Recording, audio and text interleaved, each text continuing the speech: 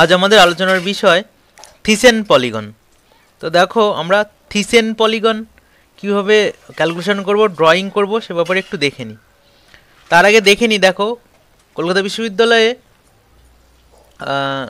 2019 সালে এই কোশ্চেনটি এসেছিলো থিসেন পলিগন নিয়ে, এবং দেখো এখানে কিন্তু 3টে স্টেশন ছিল এ বি সি। আমি কিন্তু 3টে স্টেশনের বেসিসেই কিন্তু ক্যালকুলেশনটা ড্রয়িংটা তোমাদের দেখাচ্ছি। তো দেখো থিসেন পলিগন তোমাদের যখন এক্সামে আসবে, এখানে দেখো বলাই আছে তোমাদেরকে প্রোভাইড করা হবে। কি প্রোভাইড করা হবে? দেখো এখানে ট্রেসিং গ্রাফ পেপার কিন্তু তোমাদের প্রোভাইড করা হবে। তো থিসেন পলিগন যখন এক্সামে আসে তখন তোমাদেরকে এরকম একটা বেসিন এরিয়া থাকবে। দেখো নিচে এরকম একটা বেসিন এরিয়া থাকবে এখানে, এবং বেসিন এরিয়াতে যেহেতু এই কোশ্চেনে 3টে স্টেশন আছে ওই জন্য এরকম 3টে স্টেশন কিন্তু থাকবে। একটা বেসিন এরিয়া তোমাদের দিয়ে দেবে কোশ্চেনে, তার সঙ্গে এ বি সি 3টে স্টেশন কিন্তু তোমাদের দিয়ে দেবে। এই স্টেশনগুলো কিন্তু অ্যাড করা থাকবে না, যেহেতু আমি কাজটা অনেক আগে করে ফেলেছি, কাজটা অলরেডি করা, এই জন্য অ্যাড করা আছে। তো তোমাদের তাহলে এক্সামে একটা কোশ্চেন দিয়ে দেবে এরকম করে, যে কোশ্চেনটা দেখালাম, তার সঙ্গে একটা তোমাদের ট্রেসিং গ্রাফ পেপার দিয়ে দেবে, আর একটা এরকম বেসিন এরিয়া দিয়ে দেবে। তার বেসিসে কিন্তু তোমরা থিসেন পলিগন ড্রয়িং করবে। তো প্রথমে তোমাদের কী করতে হবে, স্টেশনগুলো এ বি সি এই 3টে স্টেশনকে তোমরা প্রথমে স্কেল দিয়ে অ্যাড করে দেবে। তো 3টে স্টেশনকে স্কেল দিয়ে এরকম করে অ্যাড করে দিলে দেখবে একটা ট্রায়াঙ্গেল তৈরি হবে, একটা ত্রিভুজ তৈরি হবে। তো একটা ত্রিভুজ তৈরি হওয়ার পরে এই ত্রিভুজটা যখন তোমাদের হয়ে গেল, যেমন আমি দাগ দিয়ে ত্রিভুজটা অলরেডি কমপ্লিট করে নিয়েছি। ত্রিভুজ করার পরে দেখো ত্রিভুজের প্রথমে আমি এই বাহুটা নিয়ে কাজ করি। তোমরা কী করে প্রথমে কাজ করবে, কি ত্রিভুজের এই দেখো আমি এ আর সি এই বাহুটা নিয়ে কাজ করছি। তো এ আর সি এর ক্ষেত্রে দেখো এই এ আর সি এর যে ডিস্টেন্স, এ আর সি এর মধ্যে যে ডিস্টেন্স, যে সরলরেখাটা তার থেকে হাফের বেশি ডিস্টেন্স নিয়ে, দেখো এটা আমি যে কম্পাসের মানটা নিয়েছি সেটা হাফের বেশি, অর্থাৎ এই দুটো বাহুর যে মিডিল ডিস্টেন্স তার থেকে একটু বেশি ডিস্টেন্স নেবে, নিয়ে কম্পাস দিয়ে এরকম করে একটা দেখো এরকম করে একটা বৃত্তচাপ এঁকে নেবে। আবার সি এর থেকে, আবার এদিকে দেখো এর থেকে, তোমরা বোঝার চেষ্টা করো একটু, এর থেকে এরকমভাবে আরেকটা বৃত্তচাপ এঁকে নেবে, নিয়ে এই দুটো বৃত্তচাপ যেখানে পরস্পরকে ছেদ করবে সেখান থেকে ঠিক একই রকমভাবে আমি যেমনভাবে করেছি দেখো স্কেল দিয়ে ডটেড লাইন দিয়ে, এখান থেকে স্কেল দিয়ে ডট লাইন দিয়ে, স্কেল দিয়ে এরকম করে ডটেড লাইন দিয়ে এ সি রেখার উপর থেকে এই বৃত্তচাপ পর্যন্ত একটা দাগ টেনে নেবে। এরপরে দেখো এরপরে আমরা এই বাহুটা নিয়ে কাজ করি, অর্থাৎ বি সি নিয়ে কাজ করি। বি সির ক্ষেত্রেও ঠিক তাই। বি সির ক্ষেত্রে আমরা কী করব, বি আর সি এর ক্ষেত্রেও আমরা কিন্তু একই রকমভাবে কী করব, একটা দেখো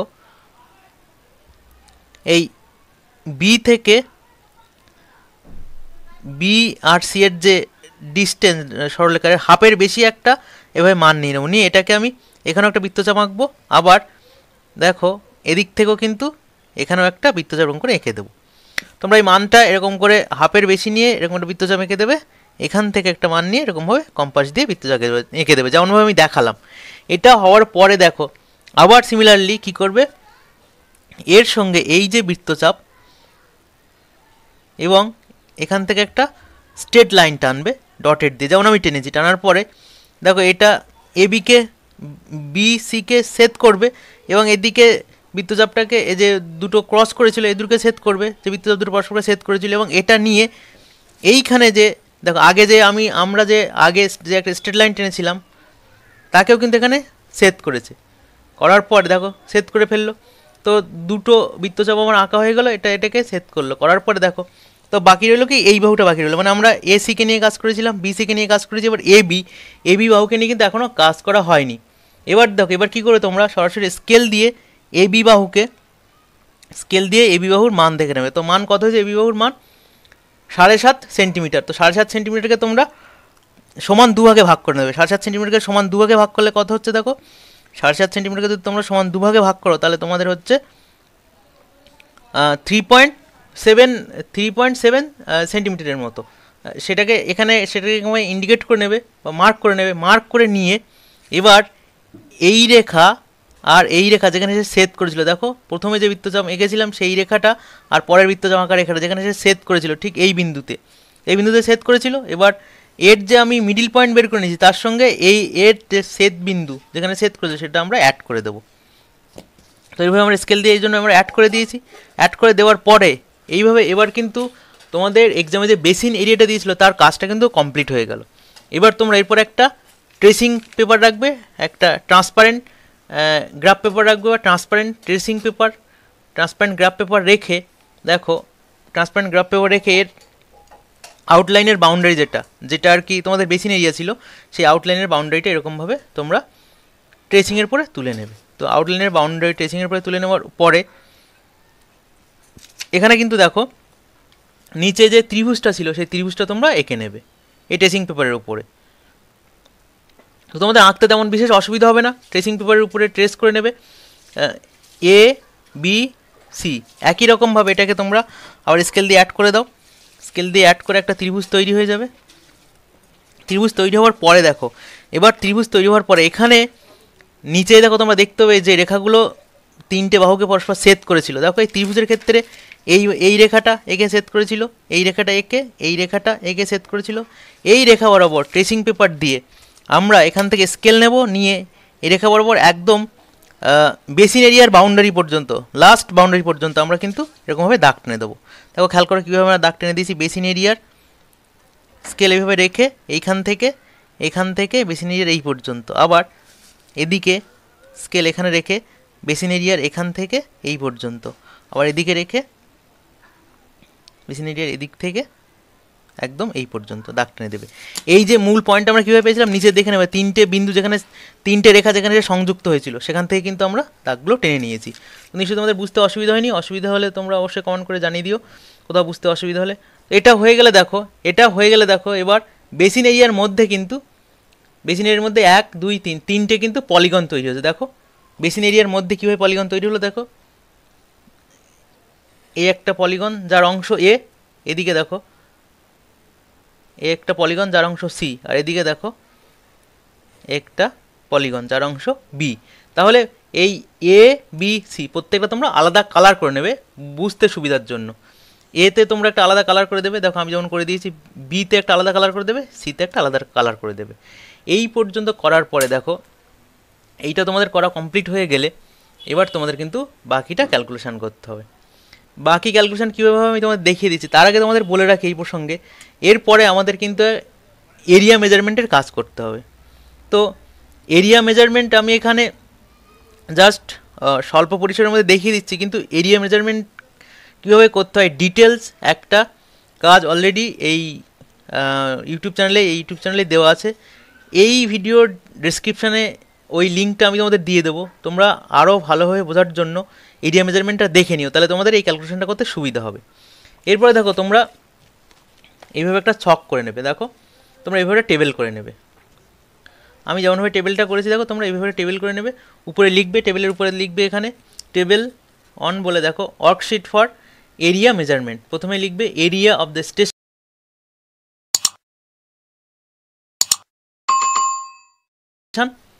তারপরে নং অফ দ্য অন স্কোয়ার, আমি বলে দিচ্ছি অন স্কোয়ার কি, নং of the one square grid number মানে এন অন এরিয়া এ অন ইন স্কোয়ার সেন্টিমিটার, যেমনভাবে আছে তোমরা নং of the 2.5 square grid area in square centimetre, নং অফ দ্য, এরকমভাবে আমি আর ডিটেলস পড়ে গেলাম না, অনেকটা সময় লেগে যাবে, সবগুলো যেমনভাবে তোমরা সেভাবে লিখে নেবে। লেখার পরে দেখবে এখানে তোমরা কী লিখবে, এখানে দেখো এরিয়া অফ দ্য স্টেশন, তাহলে কটা স্টেশন ছিল এ বি সি, দেখো আগে তোমরা দেখে নিয়েছি এ বি সি স্টেশন ছিল। এবার দেখো নং অফ দ্য অন স্কোয়ার, নং অফ দ্য অন স্কোয়ারটা অ্যাকচুয়ালি কী, অন স্কোয়ার দেখো আমি আগেও বলেছি যে এই ভিডিও ডিসক্রিপশানে একটা লিঙ্ক দেওয়া থাকবে এরিয়া মেজারমেন্টে, তোমরা সেটা দেখলে আরও ভালোভাবে বুঝতে পারবে অন স্কোয়ার অ্যাকচুয়ালি কী। তাহলে এর মধ্যে আমরা অন স্কোয়ার দেখবো, দেখো আমি একটা এর ক্যালকুলেশন দেখিয়ে দিই, বাদ বাকি তোমরা সেভাবে করে নিতে পারবে। তো দেখো এ গ্রিড, আমরা এবার দেখো এখানে এ গ্রিড দেখিয়ে দিই, এই গ্রিডের মধ্যে অ্যাকচুয়ালি অন স্কোয়ার হলো, তোমরা একটু ভালো করে খেয়াল করলে বুঝতে পারবে অন স্কোয়ার হলো এই যে একটা স্কোয়ার তোমরা দেখতে পাচ্ছ, এই যে একটা স্কোয়ার, এটা হলো একটা অন স্কোয়ার মানে কমপ্লিট স্কোয়ার। এই যে একটা স্কোয়ার, একটা স্কোয়ার, এই যে স্কোয়ারগুলো এগুলো হলো সব অন স্কোয়ার, এগুলো সব কমপ্লিট স্কোয়ার। তো এইগুলো আমাকে গুনে দেখতে হবে, কার মধ্যে গুনে দেখতে হবে না এর মধ্যে। তো এর মধ্যে দেখো গুনলে আমি অনেকগুলো স্কোয়ার পাবো এরকম করে। দেখো এই একটা কমপ্লিট স্কোয়ার 1 2 3 4 5 6 7 8 9, এটা কিন্তু কমপ্লিট স্কোয়ার নয়, এটা কিন্তু দেখো এইটা কিন্তু কমপ্লিট স্কোয়ার নয়, এর পাশে কিন্তু এটা কমপ্লিট স্কোয়ার। এরপর দেখো এটা কিন্তু কমপ্লিট স্কোয়ার, এটা কমপ্লিট স্কোয়ার, এটা কমপ্লিট স্কোয়ার, এটা কিন্তু কমপ্লিট স্কোয়ার নয়। এভাবে গুণে আমরা দেখলাম এর মধ্যে দেখো আমরা 52টা 52 কিন্তু দেখো এখানে আমরা 52 কমপ্লিট স্কোয়ার পেলাম, যার মান কত, যার মান অন, মানে প্রত্যেকটার মান অন, ওই জন্য আমরা 52কে অন দিয়ে গুণ করলাম। এরপরে দেখো নং অফ দ্য স্কোয়ার, যার মান কত 0.25, 0.25 স্কোয়ারটা কী দেখো আগে, তাহলে আমাদের এখান থেকে দেখে নিতে হবে অ্যাকচুয়ালি 0.25 স্কোয়ার কী। দেখো এই যে এর মধ্যে আমরা অনেকগুলো কমপ্লিট স্কোয়ার পেয়েছি, কিন্তু দেখো এটাকে তোমরা একটু ভালো করে খেয়াল করো, দেখো এখানে দেখো তোমরা এখানে খেয়াল করে দেখতে পাবে, এইটা দেখো এটা এর মধ্যে এরিয়া, এখানে দেখো এটা কমপ্লিট স্কোয়ার নয়, এটা তো কমপ্লিট স্কোয়ার নয়, কিন্তু এর মধ্যে দেখো এইটুকুনি দেখো, এই যে 1/4 মানে এই যে এরিয়াটা, নিশ্চয়ই তোমাদের বোঝাতে আমি অসুবিধা হচ্ছে না, দেখো বুঝতে অসুবিধা হচ্ছে না, এই এই এরিয়াটা দেখো এইটা, তো এর মান কত, এর মান কিন্তু 0.25, অর্থাৎ একটা স্কোয়ারের মধ্যে আরও ভালোভাবে দেখলে বুঝতে পারছি, এই যে একটা স্কোয়ারের মধ্যে এই যে একটা স্কোয়ার দেখতে পাচ্ছ, এই কমপ্লিট স্কোয়ারের মধ্যে কিন্তু 4টে ছোটো ছোটো স্কোয়ার আছে, দেখো এই একটা, এই একটা, এই একটা, এই একটা, তো এর মধ্যে এই যে ছোটো স্কোয়ারটা, এই যে ছোটো স্কোয়ার, এটা কিন্তু এর মান কত 0.25, তো এই স্কোয়ার আমরা গুণে দেখবো, এই স্কোয়ার গুণে দেখবো এর মধ্যে কতগুলো আছে, তো আমরা এখানে গুণে দেখলাম যে এই ধরনের স্কোয়ার, এই ধরনের স্কোয়ার এর মধ্যে এই এ স্টেশনের মধ্যে কতগুলো আছে, এই ধরনের স্কোয়ার এ স্টেশনের মধ্যে 30টা আছে, তো 30কে আমরা কী দিয়ে গুণ করবো, 30 ইন্টু 0.25, তো 30কে 0.25 দিয়ে গুণ করলে আমার কত হলো 7.50। এবার দেখব নং অফ দ্য স্কোয়ার, এমন স্কোয়ার যার মান কত 0.01, তো 0.01 বলতে এখানে তোমাদের বুঝিয়ে দিই, দেখো 0.01 বলতে দেখো এখানে দেখো এই যে স্কোয়ারগুলো দেখতে পাচ্ছ তোমরা, এর মধ্যে একটা স্কোয়ার শুধুমাত্র সব থেকে যে ছোটো স্কোয়ারটা, দেখো এতগুলো স্কোয়ার ছিল এর মধ্যে দেখো সব থেকে যে ছোটো স্কোয়ারটা, এই স্কোয়ারটা, এই যে সামান্য যে স্কোয়ারটা একদম ছোটো স্কোয়ার, এইটার মান কিন্তু 0.01। তো এই ধরনের স্কোয়ার কটা আছে এর মধ্যে, এই স্টেশনের মধ্যে এই ধরনের স্কোয়ার কটা আছে, দেখো স্টেশনের মধ্যে এই ধরনের স্কোয়ার আছে 415টা। এই স্টেশন বলতে আমি এই এরিয়াটা বলছি, কিন্তু এই এরিয়াটা, এই যে এরিয়াটা দেখো, এই এই যে এরিয়াটা, অর্থাৎ এই এরিয়াটা, এই স্টেশনের এরিয়াটা, এর মধ্যে আছে কটা 415টা। তো 415কে আমরা কত দিয়ে গুণ করবো, যেহেতু এর মান 0.10, অর্থাৎ একে আমি 0.10 দিয়ে গুণ করবো, তো 0.10 দিয়ে গুণ করলে আমার কত হলো 4.15, তো 4.15 হয়ে গেল। এবার দেখো এ স্টেশনের, তাহলে স্টেশনের ফুল স্কোয়ার 0.25 স্কোয়ার আর 0.01 স্কোয়ার, এগুলোকে টোটালকে, অর্থাৎ টোটালকে আমরা যোগ করব, মানে এই মানটা, এই মানটা আর এই মানটা, একে যোগ করে আমার কত হলো 63.65, তো এটাকে আমার যোগ করে হলো 63.65। এভাবে কিন্তু আমরা এ স্টেশনের টোটাল এই যে মানটা, এ স্টেশনের দেখো এই যে স্টেশন, এই স্টেশনের এটা আমরা কিন্তু স্কোয়ার সেন্টিমিটারে পেয়ে গেলাম, আমরা এই মানটা টোটাল এরিয়াটা আমরা পেয়ে গেলাম স্কোয়ার সেন্টিমিটারে। তো টোটাল এরিয়া হলো 63.65 স্কোয়ার সেন্টিমিটার। এইভাবে আমরা দেখো বি আর সি স্টেশন সবগুলো কিন্তু আমরা নির্ণয় করবো। লেখাটা তোমরা এইভাবে লিখে নেবে উপরের এই টেবিলটা, এইভাবে কিন্তু আমরা বি সি, অর্থাৎ এই যে বি এর যে এরিয়া আছে পুরোটা নির্ণয় করব, সি এর যে এরিয়া আছে সেটা আমরা পুরোটা কিন্তু নির্ণয় করব। করার পরে কিন্তু আমরা সব এইভাবে তিনটে যোগ করে এখানে লিখে দেবো। তো এটা লেখার পরে দেখো এবার এটা তো এই যে মানটা হলো, এই মানটা কিন্তু কিসে বেরোলো না স্কোয়ার সেন্টিমিটার, এই স্কোয়ার সেন্টিমিটার মানটা কিন্তু আমাদেরকে স্কোয়ার কিলোমিটারে বের করতে হবে। তো স্কোয়ার সেন্টিমিটার মানটা স্কোয়ার কিলোমিটার বের করতে গেলে তখন আমাদের এই স্কেলটা কিন্তু কাজে লাগবে। দেখুন এই স্কেল লেখা আছে কি 1 সেন্টিমিটার ইকুইভ্যালেন্ট 50,000। তো আমরা এভাবে কনভার্ট করব। দেখো আমি শুধু একটা স্টেশন এক্সাম্পল ফর এ দেখাচ্ছি। According to the given scale 1 centimetre of the map সমান 50,000 সেন্টিমিটার। এটা আমাদের স্কেল থেকে পেয়েছি, স্কেলের যে ভ্যালুটা এখান থেকে, এই যে স্কেলের ভ্যালু এখান থেকে আমরা, এই জন্য আমি লিখে দিলাম এখানে। এবার এই 50,000 যে সেন্টিমিটার একে আমরা কনভার্ট করবো কিসে, কিলোমিটারে। তো আমরা জানি সেন্টিমিটারকে কিলোমিটারে কনভার্ট করতে গেলে কত দিয়ে ভাগ করতে হয়, 1 লাখ দিয়ে। তো একে 1 লাখ দিয়ে ভাগ করলে আমার কত হবে 0.5 কিলোমিটার, 0.5 কিলোমিটার। এবার দেখো 1 স্কোয়ার সেন্টিমিটার, 1কে যদি আমি দুবার গুণ করি তো 1 গুণ 1ই হয়। তো ওই জন্য 1 স্কোয়ার সেন্টিমিটার ইকুয়ালস টু কত, ইকুয়ালস টু 0.5 যে কিলোমিটার ছিল, আমি স্কোয়ার কিলোমিটার নিয়ে যাবো। 0.5 স্কোয়ার কিলোমিটার মানে কি 0.5 দুবার গুণ। তো 0.5 দুবার গুণ করলে কত হয় 0.25 square kilometre on the ground. তো এটা হয়ে গেলো। এবার দেখো আমি বের করতে চাইছি কত, আমি এর মানটা বের করতে চাইছি। এর যে এই যে এ স্টেশনের দেখো, এ স্টেশনের যে মানটা ছিল তাকে আমি স্কোয়ার কিলোমিটার নিয়ে যাবো, স্কোয়ার সেন্টিমিটারে ছিল সেখান থেকে স্কোয়ার কিলোমিটার নিয়ে যাবো। তো এটাকে অতএব দেখো এখানে আমি অতএব কী করবো, 63.65 স্কোয়ার সেন্টিমিটার সমান সমান, তাহলে কী হয়ে যাবে, এটাকে দেখো এই যে বেরিয়েছিল 0.25 ইন্টু 63.65 স্কোয়ার কিলোমিটার হয়ে যাবে। তো এটাকে আমি গুণ করলে আমার কত হচ্ছে, 15.91। তো আমি এখানে 15.91 লিখে দিলাম। এইভাবে আমি কিন্তু এর টোটাল এরিয়া স্কোয়ার কিলোমিটার পেয়ে গেলাম। এবার আমরা বি এর এরিয়াও কিন্তু স্কোয়ার কিলোমিটার বের করব। তো বি এর এরিয়া স্কোয়ার কিলোমিটার বের করতে গেলে কী করব, সিমিলারলি একই রকমভাবে এই 0.25 ইন্টু যদি আমি এই মানটা করে দিই, 0.25 ইন্টু করলে কিন্তু আমরা বি এর মান স্কোয়ার কিলোমিটার পেয়ে যাবো। সি এর মানও ঠিক 0.25 সঙ্গে, 0.25 কোথার থেকে পেয়েছি দেখা, তো তোমাদের আগেই দেখিয়ে দিয়েছি। 0.25 স্কোয়ার কিলোমিটারের সঙ্গে যদি আবার আমি এই মানটা গুণ করে দিলে কিন্তু আমরা সি এর মানও স্কোয়ার কিলোমিটার পেয়ে যাবো। এইভাবে কিন্তু আমরা এ বি সি সবার মান কিন্তু স্কোয়ার কিলোমিটার পেয়ে গেলাম, এই মানগুলো। অর্থাৎ এটা এর মান, এটা বি এর মান, এটা সি এর মান। কী করে এর মান, বি এর মান, সি এর মান, দেখো এ বি সি তিনটে স্টেশনের মানই কিন্তু আমরা স্কোয়ার কিলোমিটারে পেয়ে গেছি অলরেডি। দেখো এটা করার পরে তো এইভাবে কিন্তু আমরা এরিয়া মেজারমেন্টটা করবো। এরিয়া মেজারমেন্ট আরও ভালোভাবে বুঝতে আমি আগেই বলে দিয়েছি যে এই ভিডিওর ডেসক্রিপশানে যে লিঙ্ক আছে সেই লিঙ্ক থেকে তোমরা আরও ভালোভাবে বুঝে নিতে পারো কীভাবে এই যে এরিয়া মেজারমেন্ট করা হচ্ছে পুরোটা। এরপরে দেখো এবার আমরা দেখো এখানে আর একটা কিন্তু টেবিল করব। এই টেবিলে দেখো, এই টেবিলটা করার আগে দেখো স্যার রামকৃষ্ণ সেন মহাশয়কে ধন্যবাদ জানাই, কারণ ওনার থেকে এই ডাটাটা কিন্তু মানে সংগ্রহ করা হয়েছে বা ওনার ক্যালকুলেশন প্যাটার্নটা এখানে কিন্তু কিছুটা অনুসরণ করা হয়েছে। তো দেখো টেবিল 2তে আমরা কি করব, টেবিল 2 করব worksheet for depth of precipitation. এখানে দেখো এরকম একটা ওয়ার্কশিট থাকবে। এই যে এখানে ডাটাতে ছিল দেখো এক্সাম কলকাতা ইউনিভার্সিটির যে কোশ্চেন ছিল সেই কোশ্চেন এরকম ডাটা থাকবে একটা, সেই ডাটা থেকে কিন্তু আমরা এই মানটা এখানে লিখব। তো গজ স্টেশন এ বি সি, গজ স্টেশন এরকম করে তোমরা ওয়ার্কশিট তৈরি করবে, এখানে উপরে লিখবে হেডিংটা, লেখার পরে গজ স্টেশন এ বি সি। এরপরে দেখো প্রেসিপিটেশন অর্থাৎ পি ইন সেন্টিমিটার, এটা তোমরা কী কোথার থেকে পাবে, এটা কোশ্চেন থেকে পেয়ে যাবে।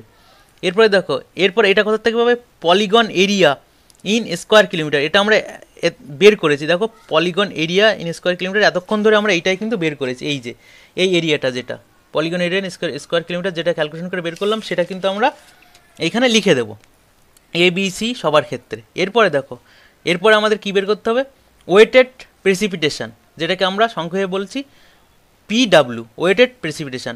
ফর্মুলা কি, কীভাবে বের করবো, পি ইন্টু এ, পি মানে এটা আর এ মানে এরিয়া, অর্থাৎ এটা গুণ এটা। এর ক্ষেত্রে 110.12 ইন্টু 15.91 গুণ করলে কিন্তু আমার এইটা হবে, অর্থাৎ আমার ওয়েটেড প্রেসিপিটেশন এরিয়া বেরিয়ে গেল। বি এর ক্ষেত্রেও তাই, এটা গুণ এটা বেরোবে। সি এর ক্ষেত্রেও তাই, এটা গুণ এটা, কিন্তু এটা বেরিয়ে গেল। বেরিয়ে যাওয়ার পরে দেখো এবার আমরা এই টোটাল যে পলিগন এরিয়া এটাকে আমরা সামেশান করবো, অর্থাৎ এটা যোগ করলে কিন্তু আমার সামেশান এটা বেরোবে। আবার প্রেসিপিটেশন, আবার ওয়েটেড প্রেসিপিটেশন এটাকেও আমরা এটা আমি সামেশান করলে PW সমান কিন্তু এটা আমার বেরিয়ে গেল এই মানটা। এবার আমরা কিন্তু থিসেন পলিগনের কিন্তু আমরা ক্যালকুলেশনটা করব। দেখো এখানে আমরা লিখবো according to Alfred H Thiessen, অর্থাৎ এই থিসেন পলিগন কিন্তু আলফ্রেড এইচ থিসেন কিন্তু তৈরি করেছিলেন এই ফর্মুলা অনুযায়ী, তাই ওনার ফর্মুলা অনুযায়ী আমরা লিখলাম the average depth of rainfall of the catchment area, অর্থাৎ কোনো একটা ক্যাচমেন্ট এরিয়ার কতটা রেইনফলের ডেপথ সেটা বের করার ফর্মুলা কি, সামেশান PW ডিভাইডেড সামেশান এ। সামেশান PW অর্থাৎ কি, summation PW weighted precipitation, summation PW এটা আমরা পেয়ে গেছি। আর সামেশান এ অর্থাৎ এরিয়া, তোমার পলিগন এরিয়া যেটা আমরা ক্যালকুলেশন করে বের করেছি। তো এটাকে অর্থাৎ এই সামেশান PW ভাগ সামেশান এ করলে কিন্তু আমরা catchment area depth of rainfall কিন্তু পেয়ে যাব। তো দেখি তাহলে আমাদের এক্ষেত্রে কী হবে, এই সামেশান এইটা মানে 5309.71 ভাগ কত হবে, সামেশান এরিয়া অর্থাৎ 44.79, এটা ভাগ করলে কিন্তু আমাদের বেরোবে কত, 8.54 সেমি পার স্কোয়ার কিলোমিটার। এটা যে বেরোলো এটা হচ্ছে থিসেন পলিগনের কিন্তু average depth of rainfall of the catchment area. এভাবে কিন্তু আমাদের সম্পূর্ণ থ্রাইসেন পলিগনটা ক্যালকুলেশন করতে হবে। থ্রাইসেন পলিগন করার আগে দেখো এরিয়া মেজারমেন্ট কিন্তু তোমাদের ভালোভাবে শিখতে হবে। আমি বারবার একটা কথা বললাম, এরিয়া মেজারমেন্ট দ্রুত না করতে পারলে কিন্তু এই কাজটা দ্রুত তোমরা এক্সামে করতে পারবে না। তো আজকের থ্রাইসেন পলিগন এর ক্যালকুলেশন এটাই ছিল। তোমাদের যদি এই সংক্রান্ত কোনো অসুবিধা থাকে তোমরা অবশ্যই আমাকে কমেন্ট করে জানাতে পারো। আর পরবর্তী জিওগ্রাফি প্র্যাকটিক্যাল ও থিওরির ভিডিওগুলো পাওয়ার জন্য অবশ্যই চ্যানেলে চোখ রেখো। সবাইকে অসংখ্য ধন্যবাদ। সবাই ভালো থেকো, সুস্থ থেকো। Thank you.